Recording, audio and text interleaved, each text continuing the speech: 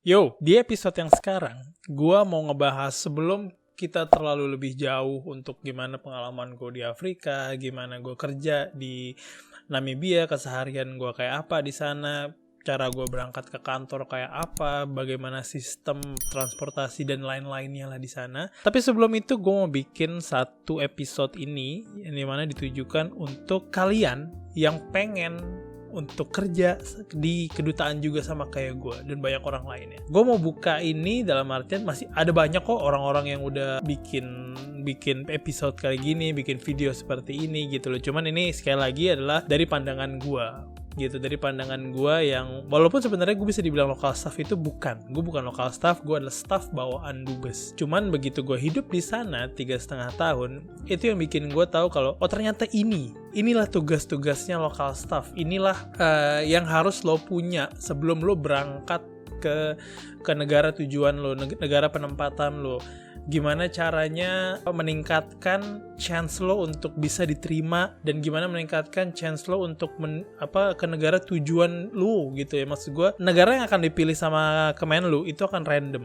Dalam artian random, tapi randomnya itu dilihat dari skill lo di mana. Ini seperti itu. Nah, gue akan mulai dari awal, oke? Pertama-tama nih, sebelum lo untuk kepingin untuk jadi namanya kerja di luar negeri, dalam artian ini adalah kedutaan yang kita bahas. Tentukan kalau lo mau jadi diplomat atau jadi local staff. Jadi home staff atau jadi local staff. Diplomat yang berangkat sana sebagai perangkat utama Kemlu itu namanya home staff kalau di sana disebutnya. Local staff adalah pelengkapnya yang membantu kinerja home staff atau diplomat untuk melakukan pekerjaannya. Ada banyak di situ, ada home staff konsuler untuk pendidikan dan budaya, politik dan lain-lain lah, banyak banget. Nah, sebelum itu lo pikirin dulu. Yang lo pikirkan itu dulu, lo mau jadi diplomat atau jadi local staff. Kalau versi, gue gak mau panjang-panjang. Versinya, kalau lo mau jadi diplomat, lo akan kerja dulu di Kemlu di Indonesia itu kurang lebih 3-4 tahun sebelum penempatan pertama lo. Itu.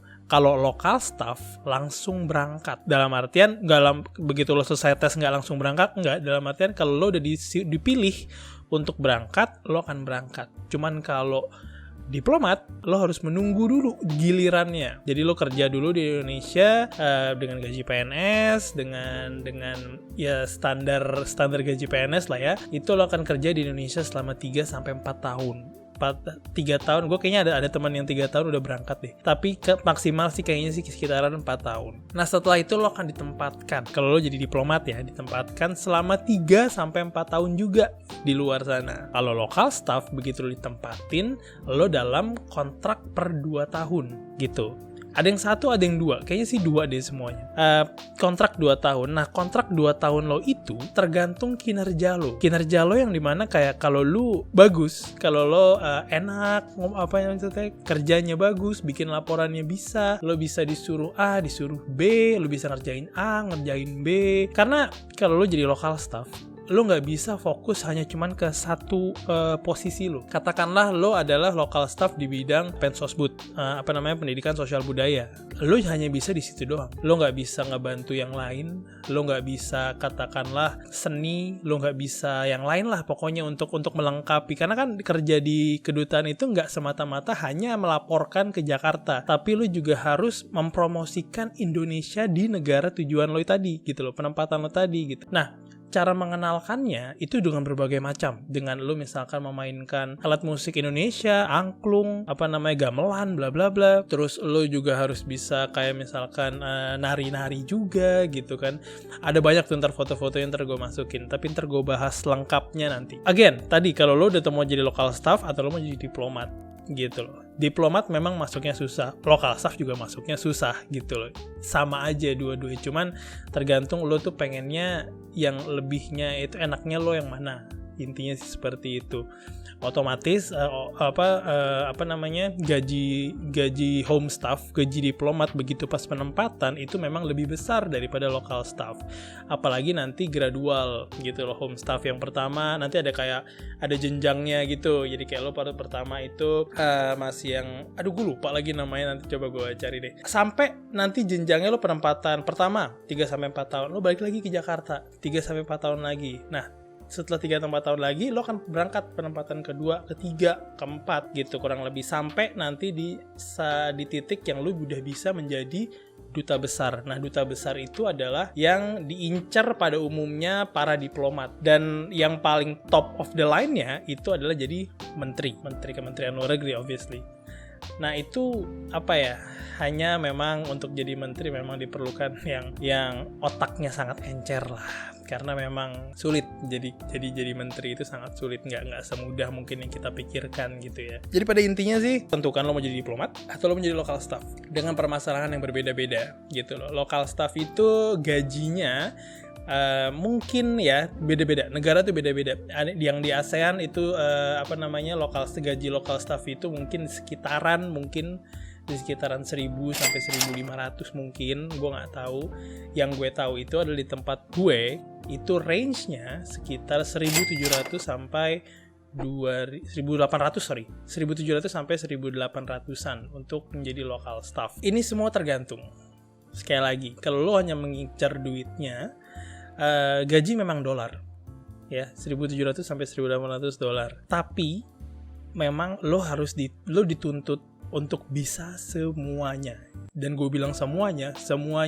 Lo bisa nari, lo bisa main alat musik, lo bisa mengisi acara, lo bisa mengerjakan tugas di belakang meja, lo harus bisa jadi MC misalkan, lo harus bisa semuanya, dan itu dituntut. Itu lo harus bisa seperti itu. Apalagi bahasa itu juga sangat penting. Oke, kalau lo mau jadi diplomat, ini yang gue research juga, pertanyaannya itu sebenarnya yang paling ditanyakan itu adalah, kalau gue mau jadi diplomat itu masuk kuliahnya apa jurusannya? Well, sebenarnya hampir semua tahu sih, kalau lo ada keinginan untuk nyari aja di Google gitu ya, sebenarnya pasti ya di hubungan internasional, karena memang diajarkan gimana caranya lo itu berwibawa di depan pasar internasional gitu loh, karena lo nggak cuman bertemu sama orang-orang Indonesia lagi di luar sana gitu loh. Apalagi para diplomat, lo harus bisa berdiplomasi, yang dimana itu untuk pertama-tamanya itu sangat menakutkan menurut gue gitu loh, untuk bisa ketemu orang. Banyak juga lo kalau ketemu orang gitu ya. Nah, diplomat itu paling sering emang ketemu orang-orang lain dari negara-negara lain, dari kedutaan lain gitu loh, yang biasanya selevel sama dia gitu. Ada levelnya minister, ya sama satu minister gitu. Yang minister lainnya di kedutaan Jerman mungkin, kedutaan Portugal mungkin gitu-gitu. Nah, memang tanggung jawabnya agak lebih besar, karena kalau lo nggak perform, Jakarta akan bertanya gitu. Maksud gue, tugas lo ngapain aja di sana? Kok nggak punya breakthrough, lo nggak punya gebrakan katakanlah yang bisa membangun membangun ininya dia yang dia pegang gitu loh, politiknya gimana, pensum sebutnya gimana misalkan, kayak gitu-gitulah, keseniannya kayak gimana. Dan itu memang bebannya lumayan berat. Gue bisa bilang local staff gajinya memang lebih kecil daripada home staff, tapi dia hanya bergerak sebagai pelengkap gitu, pelengkap dari home staff. Home staff perlu apa, local staff akan membantu mencarinya gitu loh. Kenapa local staff memang lama-lama gitu loh. Di tempat gue local staff ada yang udah 20 tahun, ada yang 18 tahun gitu lama-lama, dan mereka tahu kotanya itu sudah di balik telapak tangan lah ya, udah apal banget dah.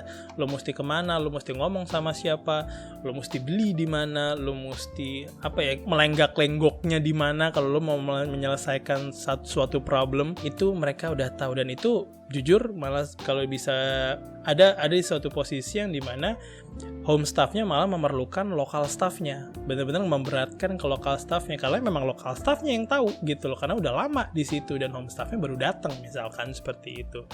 Jadi sebenarnya kalau bisa dibilang Apakah tinggian home staff atau local staff? Gue bisa bilang sama aja. Gue bisa bilang mereka tuh dua perangkat yang jalannya bareng-bareng. Bukan home staff yang superior gitu ya, atau local staff yang terlalu kayak kesannya mungkin kalau didengarkan kayak gue malas disuruh-suruh jadi babu dong local staff gitu. No, gitu loh. Itu kan semua tergantung lo yang kalau lo bisa membuat diri lo menjadi aset, lo kan dibayar sama rakyat Indonesia ya. Gitu loh maksud gue. Jadi kalau di situ lo kerjanya main-main, berarti lo makan gaji buta dari gaji buta yang dibayarkan oleh rakyat Indonesia melalui pajak. Intinya seperti itu. Jadi kalau lo nggak perform, kayak kalau gue nggak perform deh ya, itu gue kayak mengecewakan rakyat Indonesia gitu loh. Dan gue di sini itu kerja untuk biar semua orang Namibia tahu, Winduk Namibia tahu kalau kayak gini nih orang Indonesia. Kayak gini kalau lo datang ke Indonesia, kayak gini yang akan lo dapatkan. Kurang lebih seperti itu gitu loh. Jadi kayak seru aja sih beneran deh. Ini tuh nggak gue nggak mau bikin ini kayak sebuah hal yang sangat menakutkan untuk kerja di luar negeri. No. Kerja di luar negeri itu sangat menyenangkan menurut gue. Awal-awalnya memang culture shock, keadaan baru, nggak ada lagi tuh jajanan malam, right? Nggak ada lagi kalau lo lapar malam-malam ya mendingan lo stok makanan. Nggak ada tuh gado-gado pinggiran yang buka jam 12 malam, ketoprak jam 12 malam, nggak ada. Kalau lo ke restoran bawa sambal kalau lo suka sambal karena mereka tidak menyediakan sambal. Tapi ya gitulah, itu adalah pengorbanan yang harus lo lakukan sih sebenarnya gitu loh. Jadi dimanapun di luar negeri menurut gue, kalau lo gampang mungkin terkadang ada juga loh posisi yang dimana kayak contohnya itu kayak dia baru datang dan dia mengira dirinya siap untuk tinggal di luar negeri, tapi begitu 1 tahun lah di situ itu kerasa banget yang gimana lo adalah homesick, lo kangen banget sama rumah, lo kangen banget sama orang tua, lo kangen banget sama pacar, mungkin lo kangen banget sama teman-teman lo, memori-memori yang di Jakarta lo pengen ngerasain lagi, dan itu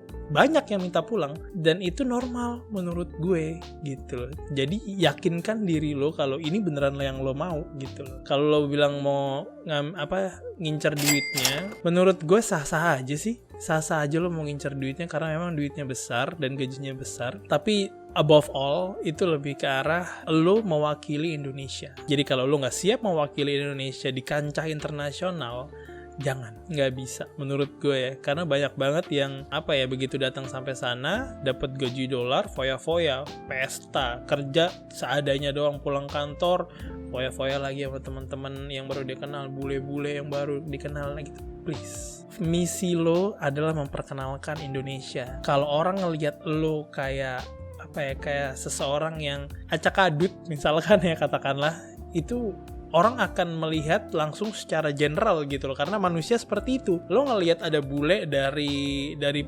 Portugal, ternyata di Bali, di Australia misalnya, dari Australia di Bali mabok-mabokan di jalan, lo akan mengira langsung semua orang Australia itu seperti itu, dan itu nggak ada bedanya dengan orang Indonesia. Kalau gua ugal-ugalan di Namibia, orang Namibia akan mengira kalau semua orang Indonesia akan seperti itu, dan itu gue nggak mau gitu, karena misi gue sekali lagi adalah untuk memperkenalkan Indonesia dan membuat mereka datang ke Indonesia dan menaikkan devisa negara gitu loh. Intinya sih itu, memperkenalkan Indonesia dan juga pengalaman yang akan lo dapatkan di sana itu nggak akan bisa dibayarkan dengan apapun menurut gue. Cara lo nanti akan menjadi pintar dalam mengambil keputusan, cara lo akan berteman, cara lo berbahasa, cara lo banyak banget deh. Gue belajar sangat banyak banget, dan di sana itu membuat ngebuka otak gue menjadi yang tadinya gue mikirnya secara domestik, ya secara Indonesia aja gitu katakanlah ya kalau diharafiahkan, tapi sekarang gue berpikirnya itu gimana caranya everything in global gitu loh. Kayak secara jujur gue kangen merantau gitu loh, gue kangen keluar lagi, gue kangen tinggal di luar negeri lagi gitu loh. Apakah gue nggak kangen rumah? Gue kangen banget lah sama rumah gitu loh. Apalagi sekarang gue udah nikah, gue pengen berpetualang bersama keluarga baru gue lagi nih, maksud gue dengan istri gue dan anak gue yang akan lahir dalam 3 bulan lagi gitu loh. Gue mau berpetualang lagi gitu loh, tapi sekarang membawa membawa keluarga gue, dan itu menurut gue di kepala gue sangat menyenangkan gitu loh. Tapi kalau nantinya ternyata membosankan, ya udah, itu adalah sesuatu yang memang gue mendingan melakukan, dan setelah itu kayak ya udahlah, gue udah nggak bisa lagi, gue pulang, daripada nanti gue pulang lagi, mendingan gue nggak usah lagi. Nah itu tuh gue nggak mau tuh. Gue mendingan melakukan dan menyesal daripada tidak melakukan dan juga menyesal. Jadi mendingan sikat aja sob, bodo amat lah gimana caranya gitu loh. Next, untuk berkas-berkasnya gitu ya. Berkas-berkasnya sebenarnya simple. Lo hanya perlu berkas-berkas kayak ijazah S1 gitu loh. D3 kayaknya bisa juga deh, D3. Transkrip nilai lo. Dan biasanya, seingat gue dulu ya, Kemlu itu hanya melihat yang di atas 2,75. Gue nggak tahu ini benar apa enggak, gue nggak bisa ngomong ini benar apa enggak. Cuman bagi kalian yang IPK-nya 2,75 ke atas, beruntunglah kalian gitu. Kalian mungkin akan dilihat duluan ketimbang orang-orang. Jadi orang-orang yang nggak pengalaman ya, fresh graduate yang benar-benar nggak punya pengalaman, 2,70 sama 2,80 yang dilihat adalah 2,80 dulu. Intinya seperti itu.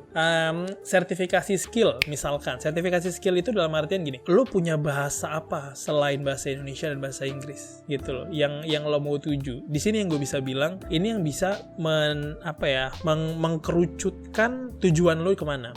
Lo pengen ke Perancis, katakanlah gitu ya. Lo belajar bahasa Perancis sampai lo bisa ngobrol lah ya, dalam artian ngomong, ngebaca, mendengarkan itu dengan lancarnya, dan itu akan meningkatkan chance lo untuk ditaruh di Paris atau di negara yang berbicara bahasa Prancis gitu loh. Di Afrika juga ada, di Nigeria kalau nggak salah, Nigeria tuh ngomong Prancis juga, apa Senegal gitu gue lupa. Nah itu akan naikkan chance lo untuk kesana. Lo pengen ke Spanyol, ya belajar bahasa Spanyol. Lo mungkin akan ditempatkan di Barcelona atau di Madrid, gue lupa di mana sih KBRI-nya. Tapi ya lo mungkin juga akan ditempatkan di negara yang berbicara bahasa Spanyol gitu loh. Mungkin di Peru bahasa Spanyol bukan sih? Atau di Bogota, di Kolombia gitu-gitu lah. Yang itu, tapi itu akan meningkatkan chance lo. Sekali lagi, kalau lo masuk hanya dengan katakanlah IPK pas-pasan 2,75, bahasa Indonesia ya pasti kan lo lahir di Indonesia, bahasa Inggris ya not so bad lah ya, maksud gue TOEFL 500-an gitu-gitu kan. Terus lo pengen kesana cuman pengen kayak menambah wawasan, nyari duit, itu jujur ya, chance lo sangat kecil. Jadi ini kita berlomba-lomba untuk meningkatkan chance kita untuk mendapatkan pekerjaan ini, mendapatkan kesempatan untuk bisa melayani Indonesia dengan bekerja di kedutaan besar di dunia. Terus lo butuh surat lamaran juga, lo bikin surat lamaran yang akan lo tujukan ke biro kepegawaian di Kemlu. Lo bisa masukin kapan aja, dan nanti akan disortirnya untuk dipanggilnya itu dalam 1 tahun itu ada 2 kali. Yang pertama itu di kuarter 1, mungkin sekitaran Februari kayaknya ya, kalau nggak Januari sih, Februari kayaknya, atau di kuarter 3 sekitaran Agustus nggak tentu sih, tapi sekitaran segitu. Lu bisa masukin kapan aja. Dan kalau lu dari luar daerah Jakarta, itu lu mesti masukin sendiri, maksud gue lo kirim sendiri. Dan kalau nanti lo dipanggil ya pakai duit lo sendiri datang ke Jakarta untuk tes, tinggal sendiri, bayar sendiri gitu. Intinya semua seperti itu. Dan tesnya nggak di Kemenlu di Pejambon, tapi di Senayan, deket di hall dekat itulah, dekat STC, dekat Sensi. Abis itu lo perlu yang namanya SKCK, surat perilaku baik, yang kayak lo nggak melakukan kejahatan di Indonesia, lo orangnya baik-baik saja. Tato, seinget gue ditanyain juga di SKCK-nya, tapi lo nggak ditanyain di Kemenlu-nya. Dan SIM A itu, ini harus gue camkan baik-baik ke kalian. SIM A itu sangat diperlukan. Lo harus punya SIM A. Banyak yang bilang kalau SIM A itu mungkin bagus kalau lo punya. No, lo harus punya SIM A. Lo harus bisa belajar nyetir. Karena di sana itu bukan maksudnya hanya lu doang yang ya kalau gue di sana nggak bisa nyetir, ya gue pakai kendaraan umum lah di sana. Bukan masalah itu. Again, Kedutaan itu akan mencari orang yang bisa semuanya. Bisa nyetir, bisa kerja, bisa nyanyi, bisa main gitar, bisa main bass, bisa main drum, bisa main angklung, bisa main gamelan, bisa nyari poco-poco, bisa nari saman, semuanya. Lu semakin banyak lu punya skill-skill itu, semakin kedutaan akan melihat lu. Simple as that gitu. Dan tadi gue bilang bahasa ketiga, belajarin bahasa ketiga.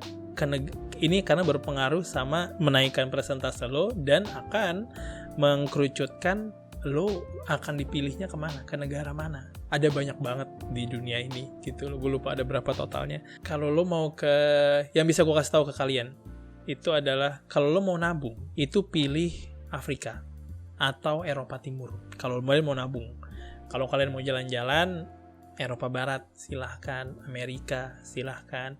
Tapi jangan berharap untuk lo bisa nabung, dalam artian seperti itu ya. Karena biaya hidupnya Eropa Barat mahal, biaya hidup di Prancis mahal, biaya hidup di London apalagi gitu ya. Biaya hidup di apalagi di mana, di Spanyol lumayan gitu kan. Eropa Timur kayak Budapest, Praha itu masih bisa nabung lah sedikit. Tapi kalau lo mau nabung itu pilih Afrika, karena itu lumayan banget menurut gue. Satu, rate-nya gede, rate dolarnya gede, sama yang mau lo beli juga terbatas, dalam artian lo nggak bisa BM gitu lo nggak bisa yang kayak aduh lo lagi jalan terus lo ngelihat baju bagus fashion terus lo beli. Nggak sebanyak itu, ada tapi nggak sebanyak itu gitu loh. Itu aja sih sebenarnya kurang lebih berbagai macam presentase yang bisa lo naikkan gitu ya. Cara-cara yang bisa lo naikkan. Untuk recapnya sekali lagi adalah tentukan lo mau jadi apa, jadi diplomat apa jadi local staff. Dengan tadi yang gue bilang, kalau diplomat lo harus mengabdi di negara 4 tahun, habis itu lo penempatan 4 tahun, habis itu mengabdi lagi di Indonesia 4 tahun, terus penempatan lagi 4 tahun, kurang lebih seperti ini. Ada chance-nya untuk lo cross posting di penempatan. Jadi habis penempatan lo penempatan lagi, itu ada chance-nya, cuman kecil. Again tadi pilih diplomat, lo mau jadi diplomat apa jadi local staff. Terus siapkan soft skill kalian, karena ini nggak semata-mata hanya kalian jago komputer atau kalian jago kerja, tapi yang harus kalian tingkatkan itu adalah kalian harus jago ngapain aja. Tadi yang gue bilang ya, lo harus bisa nari, lo harus bisa jadi MC, lo harus bisa jadi ambasadornya Indonesia di kancah ya. Maksud gue duta besarnya memang udah ada, cuman lo kalau keluar di sana pun menurut gue lo jadi duta besar Indonesia juga, karena orang akan ngelihat lo adalah ini orang Indonesia. Kalau perilakunya bagus, ya berarti orang-orang Indonesia bagus semua. Cuman kalau jelek, ya orang Indonesia hancur-hancur semua. Kurang lebih seperti itu. Soft skill-nya kayak gimana cara lo ngomong, gimana jago lo kayak mengambil hati orang, itu diperlukan banget gitu ya. Cara lo men-networking diri lo, karena lo dengan network lo bagus, berarti hubungan Indonesia juga bagus karena lo punya channel kemana-mana. Contoh paling ininya adalah terkadang kalau lo jadi personal assistant dan dubes lo itu perlu namanya keluar negeri, katakanlah ke Jerman, right? Kalau dubes lo pengen ke Jerman itu otomatis dia harus dapat visa gitu kan. Misalkan ada nih chance-nya di mana dubes lo itu harus berangkat dalam 2 hari. Kenapa mendadak? Karena memang baru disetujui Jakarta di 2 hari itu, gitu, ya kan? Di hari Senin dapat berita dari Jakarta, hari Rabu harus berangkat. Bikin visa di kedutaan Jerman itu kurang lebih memakan waktu 1-2 minggu. Kenapa? Karena Jerman visanya itu pakai biometrik.